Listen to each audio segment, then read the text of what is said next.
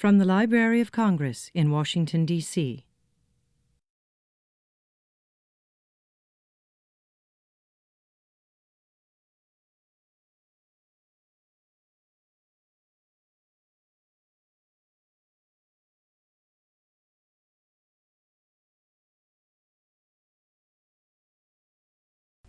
Good afternoon. I'm Matt Blakely of the Library's Poetry and Literature Center, and I want to welcome you to our Bagley Wright Lecture on Poetry. Dorothea Lasky, the inaugural fellow, is here with us today to deliver a lecture titled The Beast, How Poetry Makes Us Human. First of all, let me tell you a little bit about the Poetry and Literature Center at the Library of Congress. The center is home to the Poet Laureate Consultant in Poetry, and for 75 years it has hosted programs of all kinds to promote literature. You can read about the center at www.loc.gov/poetry. You can also sign up on our sign-up sheet, which is out at the table, to find out more about events like this. Let me also tell you about the format of today's event. Our featured speaker will talk for half an hour, and a Q&A session will follow. Please take this opportunity to turn off all cell phones and portable electronic devices. I know that they're out there. The Library of Congress is recording this event, so please note that by participating in the Q&A session, you give the library permission for future use of the recording. The Bagley Wright Lecture Series on Poetry seeks to provide leading poets with the opportunity to explore in depth their own thinking on the subject of poetry and poetics, and arrange for the delivery of several lectures that result from these investigations. Today's event is the last of Dorothy Alaski's nationwide lectures as part of the series. This fall, she delivered lectures such as What is Color in Poetry, or is it the Wild Wind in the Space of the World? Poetry and the Metaphysical Eye, and on the materiality of the imagination at Harvard University and New York University, and as part of the Seattle Arts and Lectures series. The title of today's lecture, The Beast, How Poetry Makes Us Human, shows how Lasky is pushing the boundaries of the form. You can see from the program, which you picked up outside, that Dorothea is both an accomplished poet and scholar, and as such it's no surprise that she would find a wild new way to talk about the art. Leave it to her to use beast as a metaphor to explain how poetry champions our humanity. I look forward to hearing how she elaborates on this idea in both how it pertains to the self as well as to poetry. Please help me in welcoming Dorothea Lasky.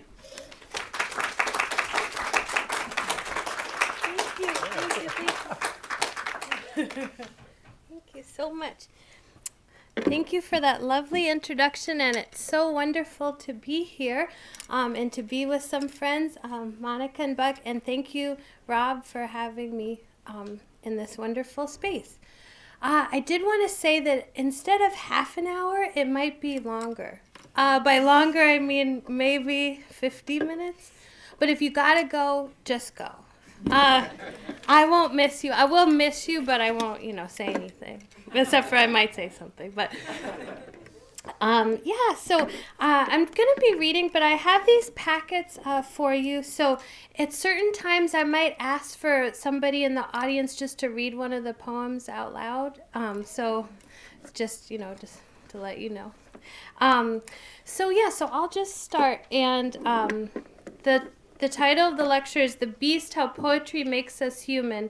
And I just wanted to start with some lines from a great song by Fleetwood Mac called Tusk. And it says, they say, don't say that you love me, just tell me that you want me. Tusk, tusk, tusk, tusk. And when I do sections, I'm just going to hold up my hand just so it's not totally awkward. So this is the first section, and it's called The Animal. This lecture is called The Beast, How Poetry Makes Us Human, but it used to be called The Animal. When I once called it by this name, the animal, I was using it for a few reasons. The first is because for a long time I have been interested in the idea of the wild in both being a person and in poetry, and the idea that poetry somehow through its wild use of language, the notion of it being feral, could make a being not part of itself and part wholly of the self. Part of this notion of the wild in poetry is the idea I've always felt as a poet, we harness a wildness in the I of our poems, that an I that contains so much ego is willing to shred itself in the space of the poem, that it feels completely free to not be anything at all. An I in a poem is free because it really can be anything, despite the fact that we try to make the I the poet herself or himself. Emily Dickinson talks about the wild in her poem, Wild Nights, and this is in the packet. So do I have any volunteers who might want to read this out loud for us? Anybody feel like reading? Oh, good. Thank you. Sure. Would you like to? Wild nights, were I with thee, wild nights should be our luxury. Futile the whims to a heart in port, done with the compass, done with the chart. Rowing in Eden, the sea, might I but more tonight in thee. Thank you. This poem at its face seems like it is all about love. After all, what is wild love on a wild night? So many songs have been sung about it, and we have loved these songs. I have loved them at least, haven't you? But I am not sure that I have ever felt it, this wild love in a wild night with a wild heart. Well, certainly I've felt that, a wild heart. I know that I have felt wild sexual passion at least for a moment or two in this life.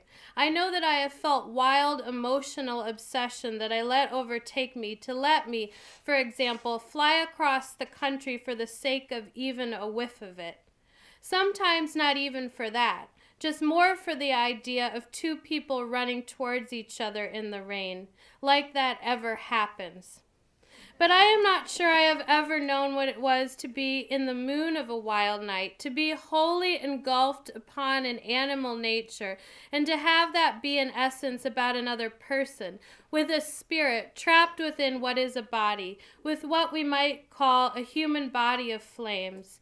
I wonder what this is like. No, I wonder if this is possible. I started this lecture with lines from the song from Tusk, from the great band Fleetwood Mac.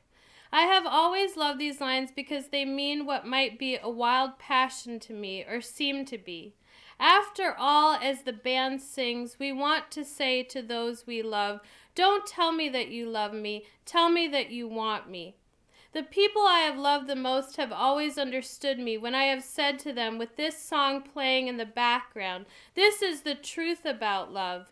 What does love care about love? Love is all about what it means to need. To need to do is, at least in part, what it means to make you want to do anything.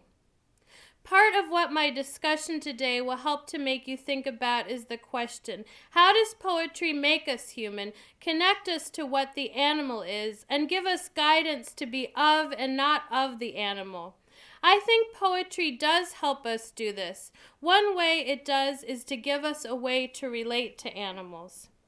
And why are animals important to poetry? Because they are the living travelers with us, who are most like and unlike us. Another way that animals are important to us and to poetry is that they give us a way to relate to each other. Both the living us and the dead us and the yet who are born to be, who can speak our language, who are waiting to write and rewrite the languages that are yet to be.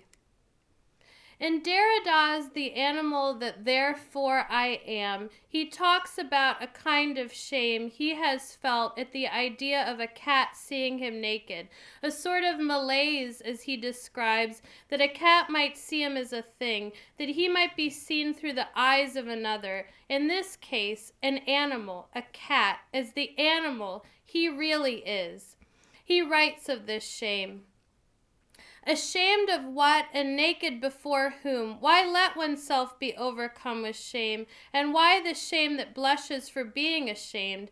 Especially, I should make clear, if the cat observes me frontally naked, face to face, and if I am naked faced with the cat's eyes looking at me from head to toe, as it were just to see, not hesitating to concentrate its vision in order to see with a view to seeing in the direction of my sex, to see without going to see, without touching yet, and without biting, although that threat remains on its lips or on the tip of the tongue. Ashamed of what and before whom? Ashamed of being as naked as a beast. It is generally thought that the property unique to animals, what in the last instance distinguishes them from man, is their being naked without knowing it, not being naked therefore, not having knowledge of their nudity, in short, without consciousness of good and evil, naked without knowing it. Animals would not be, in truth, naked. I often wonder what insight Derrida gives us with these ideas and what that means for poetry. If an animal is not conscious of being naked because being naked is somehow like being wild and being a wild animal, then what does it mean to not care that an animal sees you? And if in poetry a poem has a wild lyric eye that on some level lets itself be shred and does not care that it is naked, then what does that mean about the reader and what the eye feels for the reader? After all, to let your poem be naked, despite the fact that you know people will read it, I think, is to have the ultimate empathy, the ultimate and absolute trust, that your reader can bite you, but that you are in a dance of animals, and the need to express what is our greatest gifts as a humanity, the dance of the spirit through the imagination as manifest in language and color, is a need, a want, that you are willing to go into the wild night to achieve. To not say that you love something, to say not just that you love it, but that you want it. Animal the Muppet. As I mentioned above, for a long time this lecture was titled simply The Animal. I talked about the wild a minute ago and its importance to me about what this means to poetry. To me, the idea of the wild has always been summed up best by Animal from the Muppets.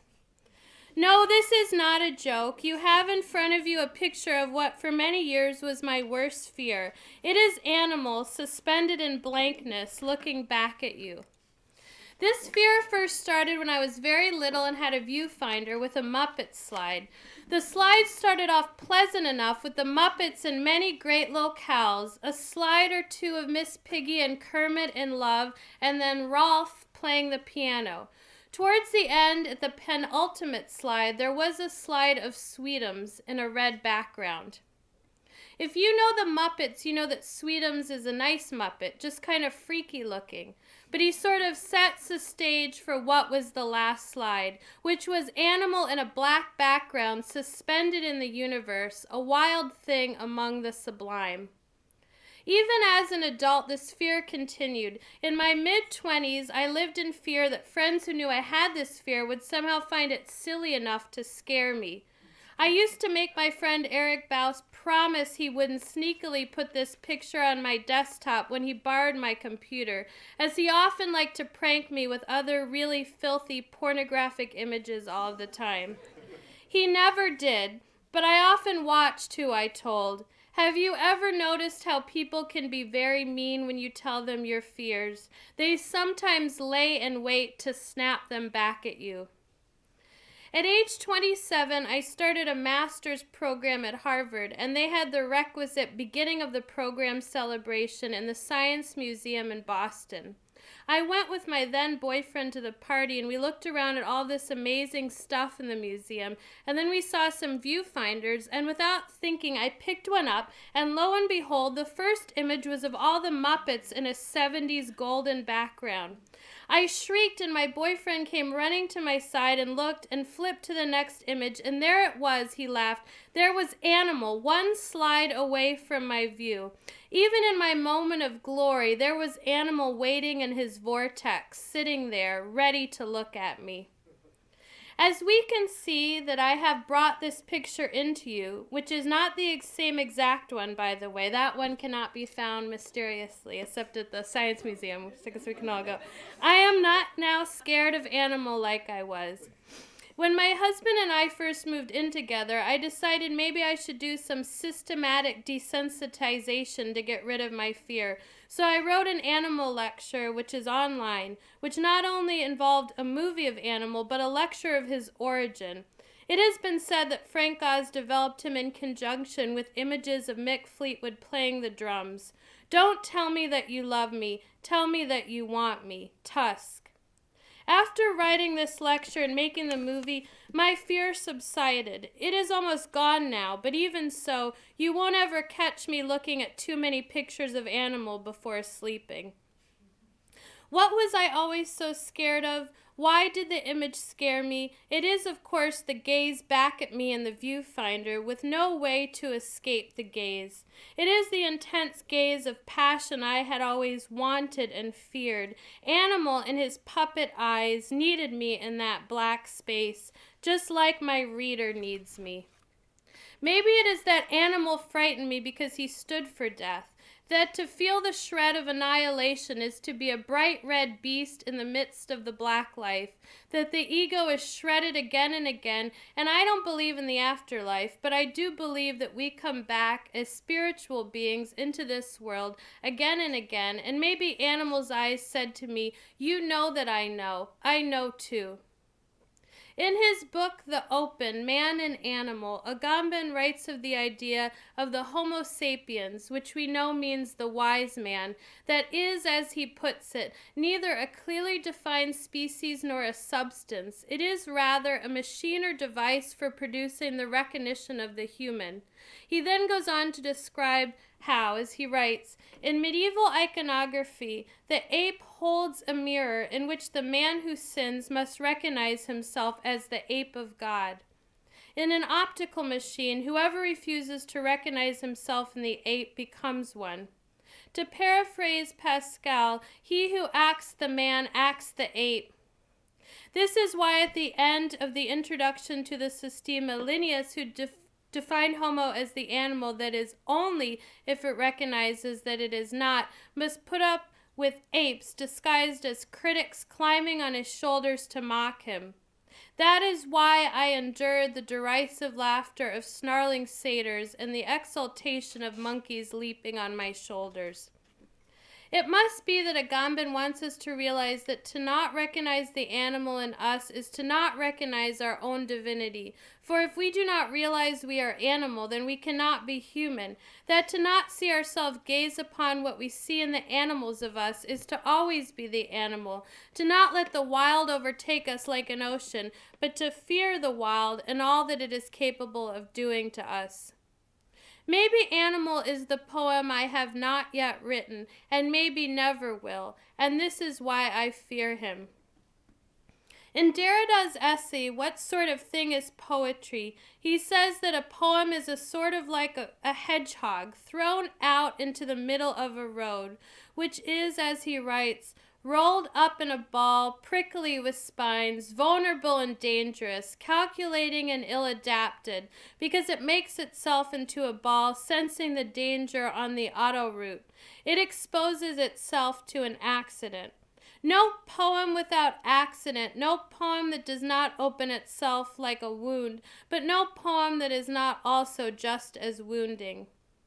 Maybe if the gaze of the wild is the poem that you want to but can never write, then in Derrida's definition, the poem is the thing that you run over on the road that is willing to get hit, open itself up to accident, that is animal, in this case hedgehog, in that it allows itself to be available to be wounded and can do the wounding.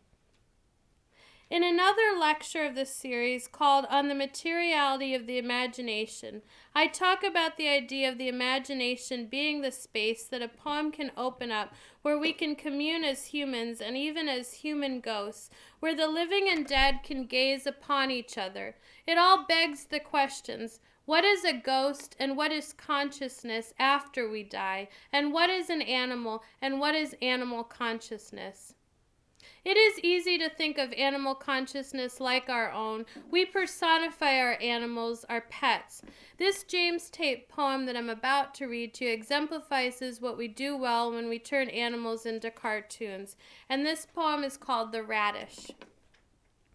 I was holding this really exemplary radish in my hand. I was admiring its shape and size and color. I was imagining its zesty, biting taste, and when I listened, I even thought I could hear it singing. It was unlike anything I had ever heard, perhaps a woman from a remote mountain village singing to her rabbit. She's hiding in a cave, and night has fallen. Her parents had decided to sell her to the evil prince, and he and his 1,000 soldiers were searching for her everywhere. She trembled in the cold and held the rabbit to her cheek. She whispered the song in a high, thin voice like a reed swaying by itself on a bank above a river. The rabbit's large brown ears stood straight up, not wanting to miss a word. Then I dropped the radish into my basket and moved down the aisle. The store was exceptionally crowded due to the upcoming holiday. My cart jostled with the others. Sometimes it pretended we were in a cockfight, a little cut here, some bleeding. Now the advantage is mine. I jump up and spur the old lady, who's weak and ready to fall. I spot a mushroom I really want. It's within reach. You could search all day and never find a mushroom like that. I could smell it sizzling in butter and garlic. I could taste it garnishing my steak. Suddenly my cart is rammed and I'm reeling for my balance. I can't even see who the enemy is. Then I'm hit again and I'm sprawling up against the potatoes. I've been separated from my cart. I look around desperately. Have you seen my cart? I ask a man dressed in lederhosen and an alpine hat. I myself have misplaced my mother's ashes. How could I know anything about your cart? He said. I'm sorry to hear about your mother, I said. Was it sudden, or was it a long, slow, agonizing death where you considered killing her yourself just to put her out of her pain? Is that your cart with the radish in it? He said. Oh, yes, thank you 1,000 times over. I can't thank you enough, I said. Schmuck, he said. The mushroom of my dreams, of course, was long gone, and the others looked sickly, like they were meant to kill you, so I forged on past the kohlrabi and parsnips. I hesitated at the okra. A flood of fond memories overcame me. I remembered Tanya and her tiny okra, so firm and tasty, one Christmas long ago. There was a fire in the fireplace and candlelight music and the crunch, crunch, crunch of the okra.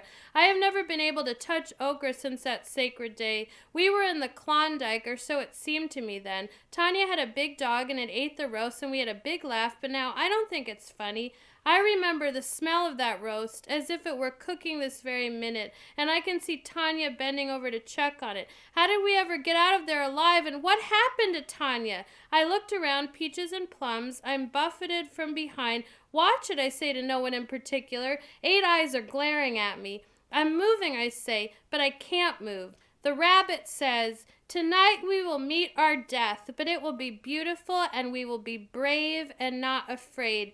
You will sing to me and I will close my eyes and dream of a garden where we will play under the starlight, and that's where the story ends, with me munching a radish and you laughing. I can't move, I said. In Tate's poem, the rabbit becomes another person, and this is funny and scary because we all know in some way that rabbits are and are not people. And it is the rabbit who teaches the persona about death. Some people say that they infantilize the things that they love. They go goo goo gaga and all that. But I've thought that poets often animalize the things they love. And maybe to make the things and people real in poems is to make them animals in poems. And maybe to make a thing an animal in a poem is to make it, for once and for all, real. Lucy. For about a year, I prepared an animal altar in my living room because I knew I was facing the end of the road with the only dog I have ever had, her name Lucinda Lasky, or Lucy as I called her. My dog Lucy died last summer when she was 17 and a half years old. I got her when she was around 2, and like most dog owners, I will never forget the day that I met her. I had always wanted a dog growing up, and I promised myself at age 20 I would get one, and I did. I went to a pound one day near my apartment and started looking at a reddish chow. I love chows because of their fur, and I love fur. And as I was looking at this other dog, a male, I heard a whimper and felt something at my back and looked behind me, and Lucy, a black chow mix, had her paw out to me, was actually pawing at me, and she was saying to me with her gaze, "Get me out of this place. I'm yours. You're mine."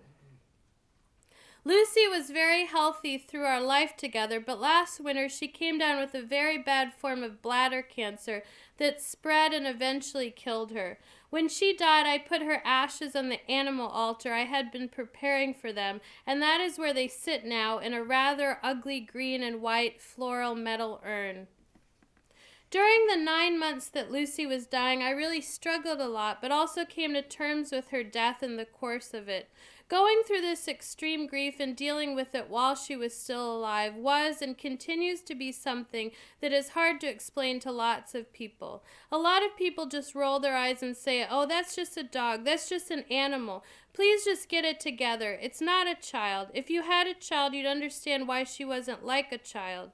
But the people who understand and continue to understand what she meant to me and were there for me during those months are the people who right now, at this point, I love the most as humans. During the month she was dying, I used to leave her in the apartment to go teach or to go somewhere, and sometimes I'd be almost all the way down to the street from our 3 flights of stairs of our apartment, and I'd rush back, I'd run back, breathlessly, and bust open the door and scream, "Lucy, I love you," and run to her and hug her and shower her with kisses. It seems so dramatic to tell you this, and I know it was kind of dramatic to her. I swear she'd kind of roll her eyes when she'd see me running back towards her wild-eyed. But we were old friends. She was used to me and my dramas. She let me hug her. What choice did she have? We belonged to each other.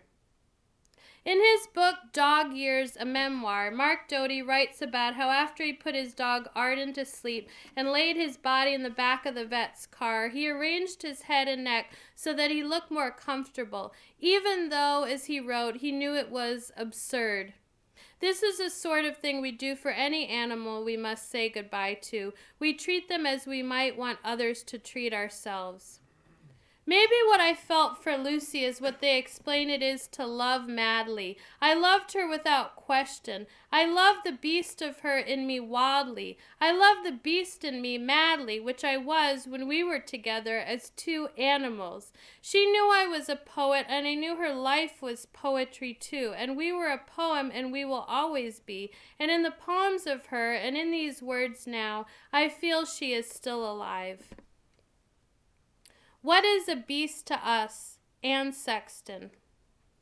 In her posthumously published book, 45 Mercy Street, Anne Sexton has a collection of poems about animals that she called Bestiary Usa. It is a section of 18 poems, each focusing on a particular animal: a bat, a hog, a porcupine, a hornet, a star-nosed mole, a snail, a lobster, a snake, a moose, a sheep, a cockroach, a raccoon, a seal, an earthworm, a whale, a horse, a June bug, and a gull. And in it, Sexton studies and describes each, to seek out the spirit of each animal, to uncover what makes it wild and human, in order to empower the reader to take on its strength, to ultimately use each as a cathartic symbol. In each poem, Sexton, as she has done in all of her work, is willing to let her lyric go wild for the sake of this catharsis and empowerment. In a later section of the same book, there is the poem Cigarettes and Whiskey and Wild, Wild Women. So I'm wondering, does anybody want to read that one to us? Anybody feel like reading? Okay, yeah, Buck? Mr. Downs, would you like? Cigarettes and Whiskey and Wild, Wild Women from a song. Perhaps I was born kneeling, born coughing on that long winter, born expecting the kiss of mercy, born with a passion for quickness. Yet, as things progressed, I learned early about the stockade, or taking out the fume of the enema. By 2 or 3, I learned not to kneel, not to expect, to plant my fires underground, where none but the dolls perfect and awful, to be whispered to or laid down to die. Now that I have written many words and let out so many loves for so many, and been altogether what I always was, a woman of excess, of zeal and greed, I find the effort useless. Do I not look in the mirror these days and see a drunken rat avert her eyes?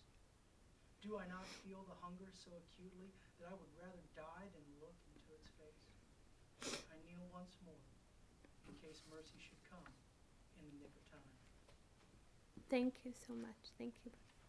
What I have always loved about this poem is how by the end of it, Sexton has turned herself, her persona, into a rat. She sees herself, her own shame for her drunkenness, for her failure of being a human, as a kind of turning into an animal, an extreme empathy through animalization. It is through the mirror that she is able to be both the gazer and the thing being gazed upon, animal and human in communion. And it is through the face of an animal, a rat in this case, one of our most hated animals. It is through seeing in the face of the rat does she beg the reader for the mercy that most likely will never come. The snake.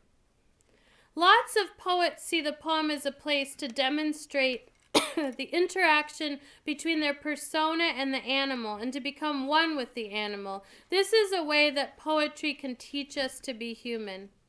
In Retke's snake, his persona sees a snake glide over rocks and longs to be one with him. Is there another person who might want? Oh, good. Thank you. I saw a young snake glide out of the mottled shade and hang limp on a stone. A thin mouth and a tongue stayed in the still air. It turned, it drew away. Its shadow bent in half. It quickened and was gone. I felt my slow blood warm. I longed to be that thing, the pure sensuous form, and I may be sometime. In this poem, thank you so much. Thank you. Almost forgot the thank you. In this poem, the most foreign animal to a human, a reptile with its cold blood, is also the same as the speaker of the poem. By the last line of the poem, he lays open the possibility in the poem that he may be a snake at some point, that his desire to be the pure, sensuous form might overtake him, and he may become one and one with the snake. Emily Dickinson writes of almost stepping on a snake as she writes in A Narrow Fellow in the Grass. Do I have another person who wants to read it? Oh, good. Thank you. A narrow fellow in the grass occasionally glides. You may have met him, did you not? His notice sudden is, the grass divides as with a comb, the spotted shaft is seen, and then it closes at your feet and opens further on. He likes a boggy acre, a floor too cool for corn, but when a boy and barefoot, I more than once at noon have passed, I thought, a whiplash upbraiding in the sun, when stooping to secure it, it wrinkled and was gone. Several of nature's people I know, and they know me. I feel for them a transport of cordiality, but never met this fellow, attended or alone, without a tighter breathing than zero at the bone. Thank you so much. Thank you. Here Dickinson writes of the pain of possibly stepping on a snake, the anticipation of unbraiding in the sun, the horrible pain and possibility of pain of being bit, to fear what might happen to the body from the action of the animal. She ends the poem with the idea of the sight of the snake producing tight breath and the zero at the bone, the nadir point of all fear, to be zero at the bone and to fear the bite that goes into the bone, past the point of superficial pain to the point of pain where most pain dares not to go, the pain where there will be no more place to go in this body. That the snake gets a person at the height of fear, at the core of what fear could be, is what is amazing about the snake and poems about snakes. Is this the idea that a human is fearful when it sees a snake because a snake represents death?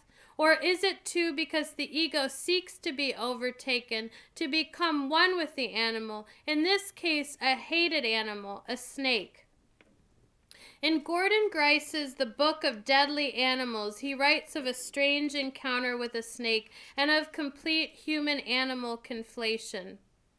One morning in 2001, an American herpetologist was on a scientific expedition, I always do that, exhibition, whatever, expedition to Myanmar, I probably said that wrong too, when, in a careless moment, he allowed a crate collected by his party to bite his finger. He briefed his followers on what to expect. He would, he said, be conscious through the entire 48 hours it would take for his body to process the toxin, though he would soon be unable to speak. His colleagues watched him carefully. Before long, he couldn't open his eyes except with his fingers. His breath began to labor. As predicted, he lost the power of speech and could communicate with his colleagues only by writing notes. In the afternoon, his friends kept him alive by blowing air into his lungs.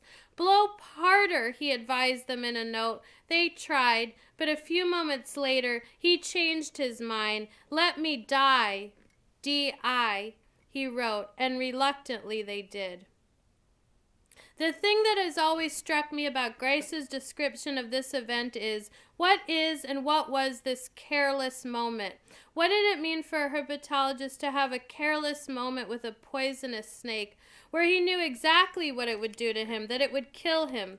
Was he truly careless, and did he forget what would happen to him with the bite? Did he in that moment desire to become one with the animal? Certainly we are not meant to see the snake at fault through his bite, the way we might if it had snuck up on him. The snake was simply doing what it was meant to do, and the scientists, too, seemed in this careless moment to be doing the inevitable, a strange fate where animal and human are together through dying.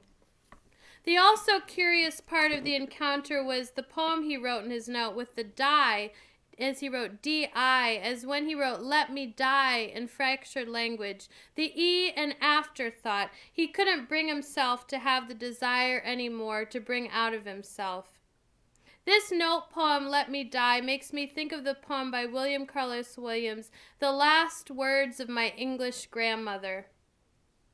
There were some dirty plates and a glass of milk beside her on a small table near the rank, disheveled bed. Wrinkled and nearly blind she lay and snored, rousing with anger in her tones to cry for food. "Give me something to eat, they're starving me. I'm all right, I won't go to the hospital. No, no, no. Give me something to eat." "Let me take you to the hospital," I said, "and after you are well, you can do as you please." She smiled. "Yes, you do what you please first, then I can do what I please." "Oh, oh, oh," she cried as the ambulance man lifted her to the stretcher. "Is this what you call making me comfortable?" By now her mind was clear. "Oh, you think you're smart, you young people," she said, "but I'll tell you, you don't know anything." Then we started, on the way. We passed a long row of elms. She looked at them a while out of the ambulance window and said, "What are those fuzzy-looking things out there? Trees? Well, I'm tired of them," and rolled her head away. When the herpetologist let the snake bite him, did he do it to become one with the animal? Is this what it means to be, as Plath wrote in her poem about her horse, Ariel, to be suicidal, at one with the drive, into the red eye, the cauldron of morning? When the grandmother in Williams' poem didn't care any more about the trees, their name, their shape, because she was tired of the distinctions of life and wanted to die, did she become one with her own sense of the animal? Here I can't help but think of a book of poems by Banu Kapil called Human Animal, a project for future children, in which she reimagines the plight of the famous Bengali wolf girls, Kamala and Amala, who were found running through the wild in 1921 and were taken back into Indian society, and attempts to give them voice through language, what it was like to be a wolf girl and then forced to just be a girl. After all, something was lost.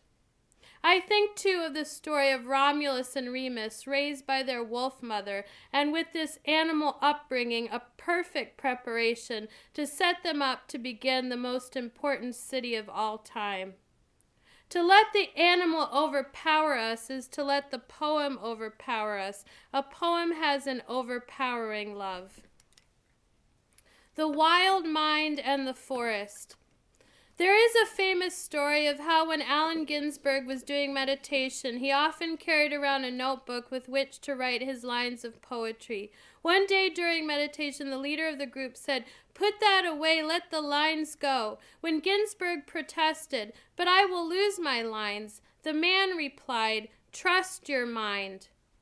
What does it mean for a poet to trust his or her mind? There is the overpowering love of a poem, the overpowering love of the mind of poetry. Poetry is not precious. It is a gentle and awful animal, but one that you can trust will come back again and again.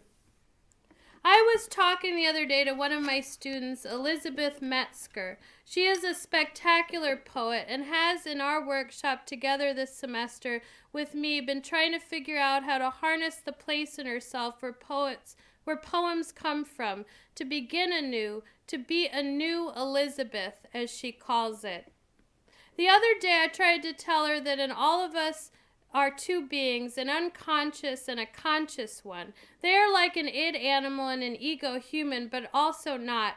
But in the space of writing a poem, they must be in concert. They are like a mouse and a human within a kitchen, in a strange harmony of nature, of non-precious natural order.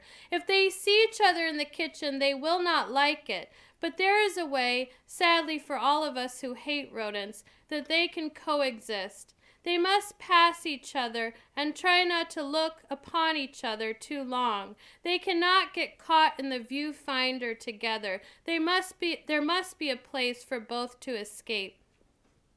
It is crushing to be one with the wild, but in poetry it is important, and however a poet figures out how to do so is an important thing to uncover. The ego and id are friends with a person. The id and ego are not animal or unconscious, and human or conscious, respectively, but poems are too. After all, what is human? What is a poem? What is an animal? It is the wild knocking in the other room at night. I cannot look upon it for fear it might overcome me. I was not with Lucy on the day she died. I was in Paris doing something which seemed so unimportant both then and now. On the final day, the cancer caused it so that her blood began to turn upon itself. My husband said that even when Lucy was in the worst of her pain, as she began to bleed out in the car to the vet where he took her to die, she did not even bite him, but held her teeth out as if to say, "I could, but I won't." I have always thought that to be a poet you have to deal with your own death. Maybe this is dealing with the animal inside of you. You have to know that your words will die and that people will read them, will see you and your words dead, will hold you in that kind of intimacy, and that you can eat and have sex and breathe and poop, all for putting a bunch of words that will die the second you put them down. Just sit a bunch of flattened nothings that somehow you give as a gift to all of us, to care again that the fuzzy shapes out there are called trees.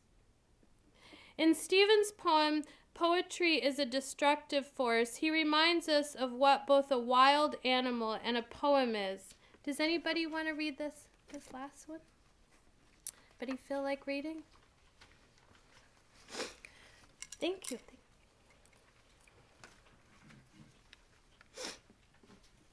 It should be the last one. Poetry is a destructive force. That's what misery is. Nothing to have at heart. It is to have or nothing.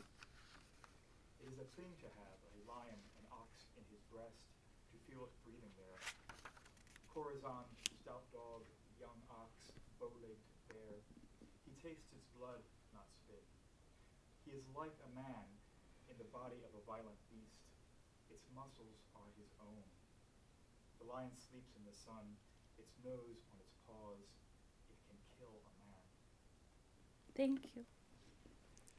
How is the poem poetry itself this destructive force, which is like the lion sleeping in the sun with its nose on its paws? It can kill a man, but it doesn't yet. It bides its time. Is it the reader of the poem or the writer of the poem who is most in danger of death? Certainly it is both. Edmund Jabez talks about in the Book of Questions between a progression of letters, which is a progression of time and a life, when he writes, "The letters of the alphabet are contemporaries of death. They are stages of death turned into signs, death of eternal death. But there are other signs which the letters covet, erased signs reproduced by gestures at the heart of what is named. Thus the bird's takeoff contains all forms of flight. And is it not also the bird which, as it cuts through the sky, writes and repeats the universal delete which rules our fate? Ah, the written word dies and is reborn of the bird." When I was 19, I visited a friend in Pennsylvania, and we took a trip to the Poconos and stayed in a little family house in the woods. I used to run a lot. It was a compulsion then to run at least 2 hours a day, and I ran through the woods one day, a teenager from the non-wild suburbs, with no fears of what animals I might encounter. I only noticed the large and overpowering trees for much of the time. As I ran and ran, a giant stag burst in on my path. In my memory, its antlers were the size of a house as it ran through and past me. It was likely over 300 pounds. It never occurred to me then that it could have killed me, and it only maybe occurs to me now. It ran so fast, it was an illusion. The way it broke in quietly and then it was gone. It never made a sound. There is no sound in my memory. Is this like ghosts, and are beastly ghosts an illusion too? Is it true that the deer and the dachshund really are one? Maybe this deer came into my life in that moment to be my ars poetica. Out of a clearing, the poem comes into your everyday life. It surprises you. It goes and comes in, and then it is gone. Like an amethyst can be a purple wonderland from inside the rock, so too can the deer emerge from the forest and then go back into it again. So too can a poem burst out and then go away. It has its own force, and so be it. The conclusion. Now that she's gone, I wonder, what did Lucy teach me about living? I think she taught me that the world is a dirge. Ultimately, all you love is a death song. What does poetry teach us? That death song can be beautiful, that you can lose and lose again, but that people will listen to you, and that poems are the electrical outlet into a humanity that has found a song to cope with its death. It's true, then, to cope is to never die, too. What does the animal do? It reminds us that living and dying is the thing we must do. Its simplicity is the poetry of living. As Stein said, I am because my little dog knows me. And as she also wrote in her poem, A Dog, a little monkey goes like a donkey, that means to say that more sighs less goes. Leave with it. A little monkey goes like a donkey. I was because my dog knew me. What is the poet but the wild unknown? What did my dog teach me about being human? To be gentle and wild, and to be able to, but not to, bite everyone. What does poetry teach us about being human? Maybe what Baudelaire said, that remembering is only a new form of suffering.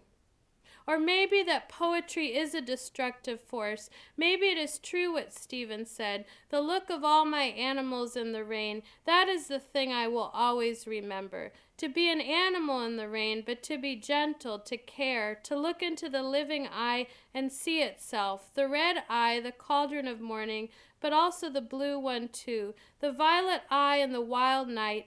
That is the self we're speaking, that is the work we do as poets, as humans. Is it possible to ever meet a beast who has never seen the snow? Then if it is, try to be gentle as you both pass your way. Be careful, too, when handling the snakes. They, like all of us, do what they must do. Or more so, when you meet the animal in the dead of night. make sure that it doesn't notice you. That's all. Thank you very much.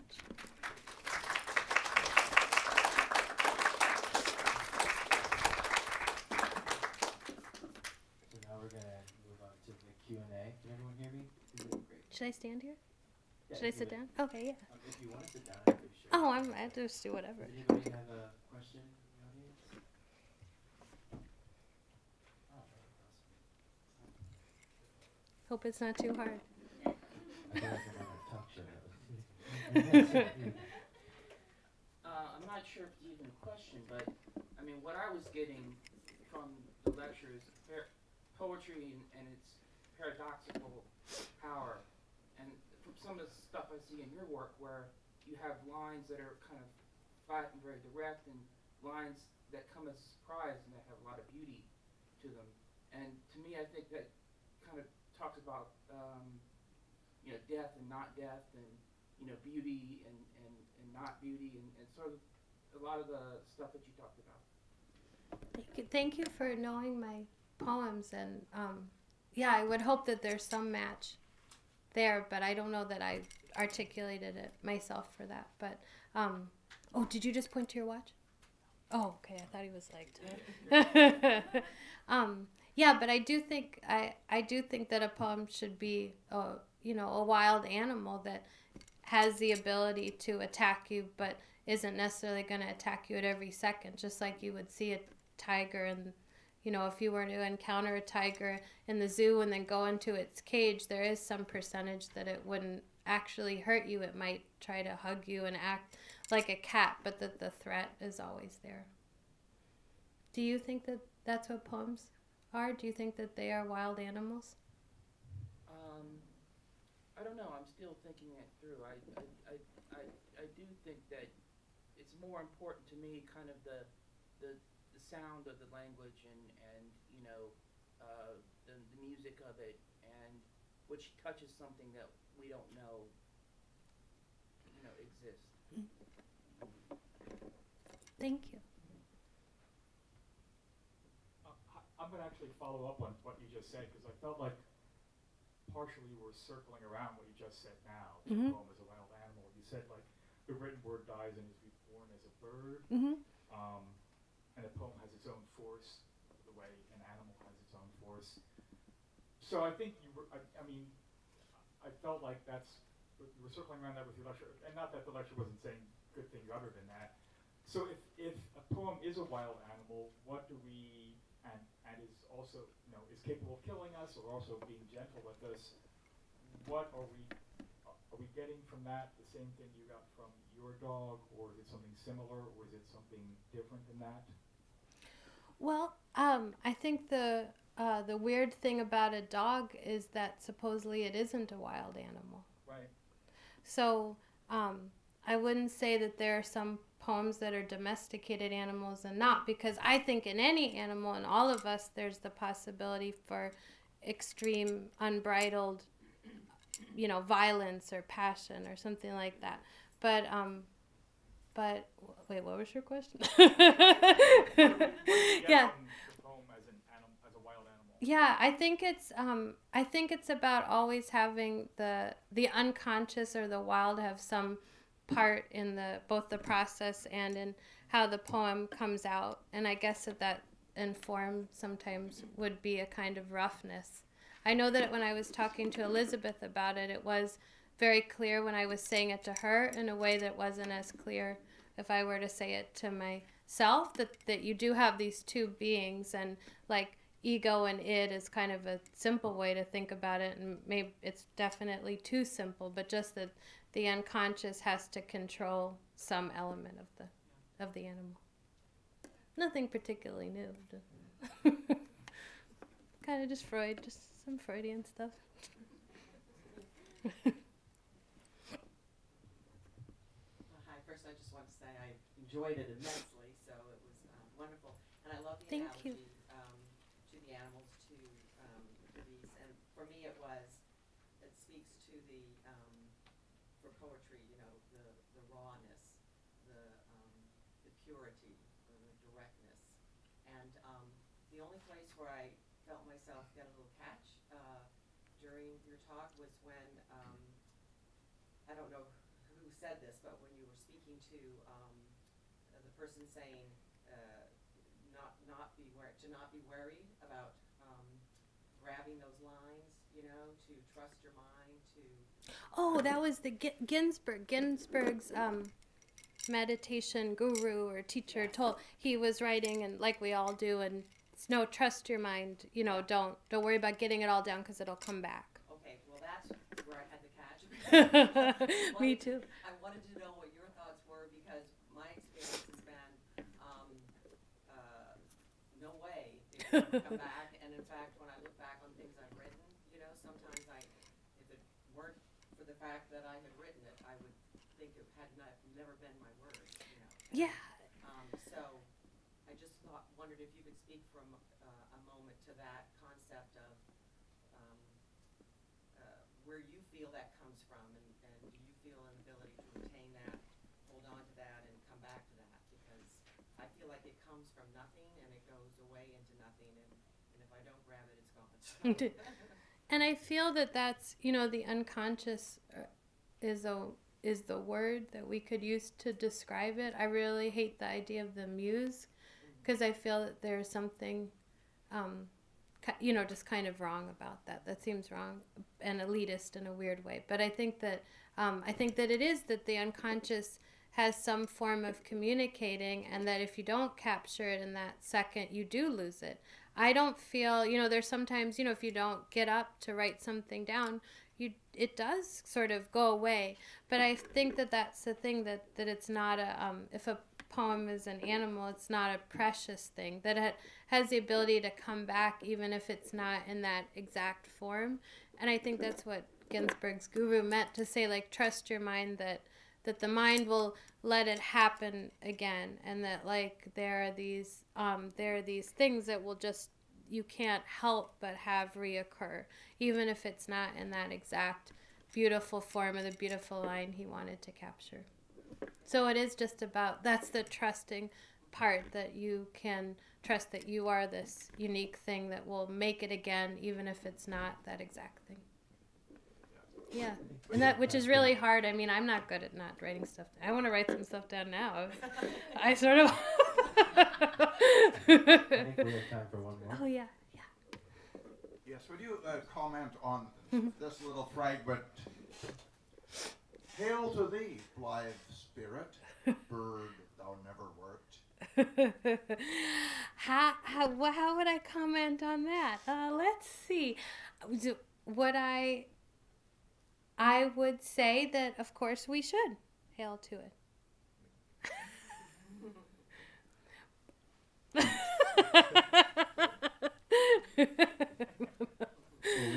Sorry for my lame answers to your questions. I'm here all night. Actually, I'm here till 8 p.m. The train's on till 8. Just so you can get these awful answers for even more time. But no, not in this space, obviously. Thank you so much, and thanks for coming. Thank you. This has been a presentation of the Library of Congress. Visit us at loc.gov.